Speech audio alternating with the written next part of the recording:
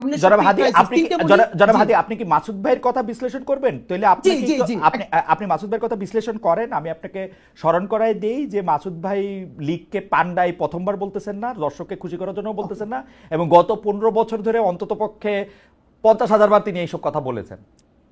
আচ্ছা ভাই, তাহলে আমি আপনাকে মনে করাই দিই, মাসুদ ভাই যদি গত 15 বছর ধরে এটা বলে থাকে, এর সাথে আরেকটা সত্য হলো, শাহবাগে যখন নিকৃষ্টতম মব হয়েছে বাংলাদেশের, এবং সেটাকে আমার দেশ যখন ভীষণ ভাবে ব্যানার হেডিং করে এক্সপোজ করছে যে শাহবাগে ফ্যাসিবাদের পদধ্বনি, তখন মাসুদ ভাইয়ের প্রোফাইলে এখনো আছে 10ই ফেব্রুয়ারি 2013 মাসুদ ভাই একটা স্ট্যাটাস দিছে আমার দেশের, সেইটার যে এইটার নাম যদি হয় সাংবাদিকতা তাহলে আমি লজ্জিত। এর মানে যেই শাহবাগ বাংলাদেশের বিচার ব্যবস্থা ধ্বংস করছে, রাষ্ট্র ধ্বংস করছে, পুরো সিস্টেমকে কোলাপস করছে, সেইটাকে যে পত্রিকা এক্সপোজ করার পরে পত্রিকার সম্পাদক জেল খাটছে, মাথা তার উড়ে দিছে। কিন্তু আপনাকে আমি আরেকটু মানে একটা সেন্টিমেন্টাল জার্নি করাই। আমার দেশ পত্রিকা কিন্তু শাহবাগের এই আন্দোলনকে সমর্থন করেছে। আপনি 2013 সালের 6 ফেব্রুয়ারি, 7 ফেব্রুয়ারি, 8 ফেব্রুয়ারি পত্রিকা দেখেন। 9 ফেব্রুয়ারি বা 10 ফেব্রুয়ারি, আমার আপনার মতো এত শার্প ব্রেন না, কিন্তু 9 ফেব্রুয়ারি এসে তারা এটাকে প্রতিধ্বনি বলেছেন, ফেসিবাদের প্রতিধ্বনি হোক, যে প্রতিধ্বনি বলেছেন সেটা বলেছেন।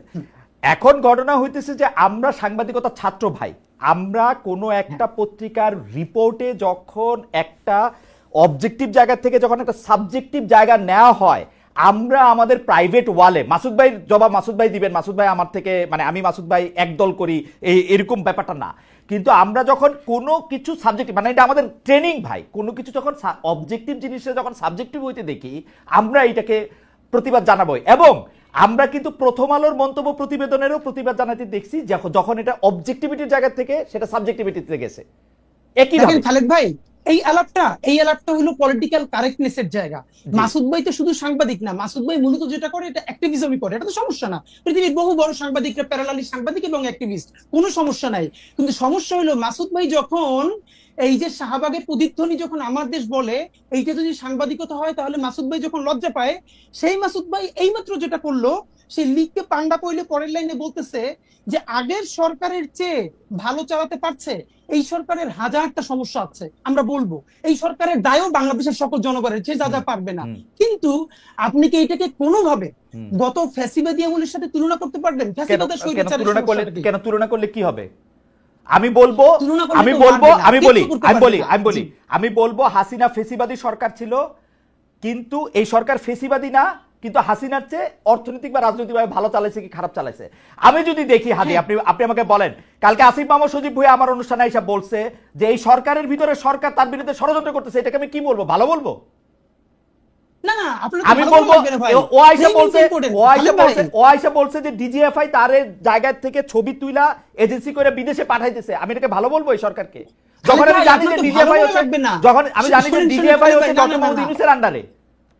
খালেদ ভাই, এই সরকারের সবথেকে বেশি সমালোচনা ইনকিলাব মঞ্চের চেয়ে বেশি কেউ করে নাই, শব্দ ধরে ধরে, বাক্য ধরে ধরে গত একটা বছর। আপনি জাস্ট পত্রিকা দেখেন, আপনি মিডিয়া দেখেন, কিন্তু প্রবলেম হলো আপনি যখন ফ্রেমিংটা, আপনি যখন একটু আগে বললো না যে এই যে ভাই একটু আগে বললো যে আপনি যখন জিজ্ঞেস করলেন মাসুদ ভাইকে যে তাহলে এর আগের যে ওই যে বর্তমান যে উত্তরের মেয়র সে যোগ্য না, তাহলে আসলে যোগ্যতাটা কি? তখন ভাই বললো যে ধরে নিচ্ছি তারা চোর, মানে ধরেন খোকা ভাইয়ের কথা বলেছে, আদিক সাহেবের কথা বলেছে, এর মানে মাসুদ ভাই বলছেন ধরে নিচ্ছি চোর, এর মানে কি চোর ধরে নেওয়া লাগবে? তারা চোর না। আমি আপনাকে বলি, আপনি অনেক জনপ্রিয় মানুষ, প্রচুর লোক আমাদের এখানে আপনাকে দেখতেছে, কিন্তু আপনি কিন্তু মানে আমি জানি না মানে আপনি খেয়াল করতেছেন কিনা, ধরে নেই চোরের পাশাপাশি উনি যেই কথার উপর স্ট্রেস দিচ্ছেন সেইটা হচ্ছে যে উনারা একটা সিস্টেমের মধ্যে আসছেন, ভোট বা ভোটের নামে প্রহসনের নামে, ভোটের নামে প্রহসনের নামে, আর উনি আসছেন আর এজাজ সাহেব আসছেন। কালকে আসিফ মাহমুদ সজীব ভাই বলছে যেটা সরকারের উপদেষ্টা পরিষদ সিদ্ধান্ত নিয়েছে আমাকে দিয়ে, মানে আমি এটা এক্সিকিউট করছি মাত্র। এখন খালেদ ভাই, এটা কি আপনার কাছে ভালো সিস্টেম লাগতেছে? হাদি, আমার কাছে ভালো উত্তর আছে, আমার কাছে ভীষণ ভালো উত্তর আছে, আমি দিব না। যদি আমি সরকারের স্পোক্স পারসন হইতাম আজকে, আমি যদি শফিক ভাই হইতাম, অথবা আমি যদি এনসিপির মুখপাত্র হইতাম, তাইলে আমি উত্তরগুলো দিতাম। কিন্তু আমি যেহেতু ইনকিলাব মঞ্চের মুখপাত্র, এই সরকারের আমি তো হাজারটা ক্রিটিক করি, সুতরাং আমি তাকে ডিফেন্ড করব না।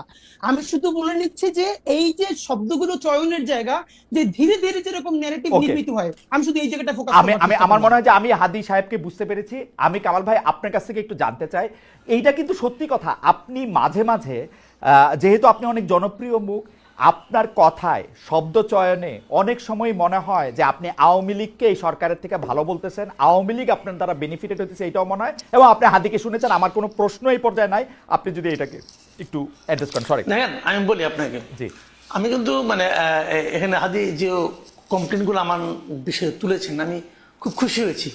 খুশি হয়েছে এই কারণে, এই প্রশ্নগুলোর আমি আসলে জবাব দিতেই চাই, কিন্তু দেওয়ার সুযোগ পাই না। মনে করুন আমি যদি হুট করে বলি, বলবো যে ভাই তোমার তো কেউ জিজ্ঞাসা করে না, তুমি এটা বলো কেন? তো এটা কি ঝামেলা? তো প্রশ্নগুলির উত্তর দেওয়া দরকার। আমি একটা একটা করে বলি। প্রথমত বলি, শেষ থেকে বলি, যে এই সরকারের চেয়ে আওয়ামী লীগ সরকার ভালো, এটা আমি কখনো উচ্চারণ করিনি এবং ঘুণাক্ষরে চিন্তাও করি না।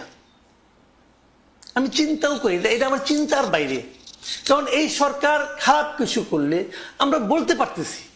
আমি ডক্টর ইউনূসের কোনো একটা কাজ পছন্দ না হলে আমরা বলতে পারতেছি। হাসিনা সরকারের সময় আমরা সরাসরি বলতে পারতাম না, আমিও বলতে পারতাম না। আমি অনেক কিছু বলছি, আমি হাসিনা গভর্নমেন্টের বিরুদ্ধে, তার কর্মকাণ্ডের বিরুদ্ধে, বিভিন্ন কাজের বিরুদ্ধে অনেক কিছু বলছি, কিন্তু এখন যেভাবে সরাসরি বলি, এতটা সরাসরি বলতে পারতাম না। কারণ আমার কিন্তু কেউ থ্রেট দেয় নাই। আমি আবার বলি আপনাকে, আমার হাসিনা সরকারের আমলেও কেউ কখনো থ্রেট দেয় নাই, এই সরকারের আমলেও আমার কখনো কেউ থ্রেট দেয় নাই।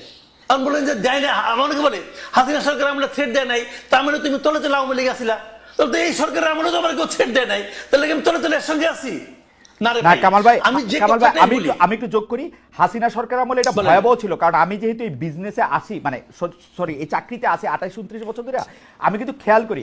কামাল ভাই আপনি দেখেন, এখন কিন্তু যে কোনো টেলিভিশন, যে কোনো আপনাকে ডাকতে দ্বিধা করে না, বরং আপনাকে চায়, আপনি সময় দিতে পারেন না, যদিও আপনি সরকারের প্রতি অনেক বেশি ক্রিটিক্যাল। কিন্তু যখনই আপনি আওয়ামী লীগ সরকারের প্রতি ক্রিটিক্যাল ছিলেন, আমরা বিদেশে বসে আপনাকে পাইতে হইতো, অন্য টেলিভিশন আপনাকে ডাকতে সাহস করতো না। এই একটা স্পষ্ট তফাৎ কিন্তু আছে, এই স্পষ্ট তফাৎ বুঝতাম না। জি, আমি ওটা হয়তো ওটা আমি বুঝতাম না, কিন্তু আমি যেটা বুঝতাম, আমি বলি আমাকে 2-1 বার ডিজিএফআই থেকে কফি খাওয়ার দাওয়াত দিছে, রাইট, আগের আমলে, বাট আমি যাইনি। আমি বলছি আমার সময় নাই। তারা কিন্তু আমার সঙ্গে অভদ্র আচরণ করে না, ধমকায় নাই, এবং তাই বলে ওদেরকে আমি সমর্থন করি? নো, কোনো বিবেচনাতেই করি না।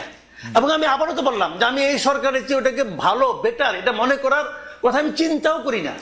কারণ ওই সরকারে এত এত সমস্ত লোক ছিলেন, সরকার খোদ সরকার প্রধান থেকে শুরু করে শেখ হাসিনা সম্পর্কে আমি যে সমস্ত কথাবার্তা বলেছি, হাদি হয়তো ভুলে গেছে, হয়তো অন্য কিছু নিয়ে ব্যস্ত ছিল, আমার মতো ক্ষুদ্র মানুষের কথা তার খেয়াল করার দরকার নাই।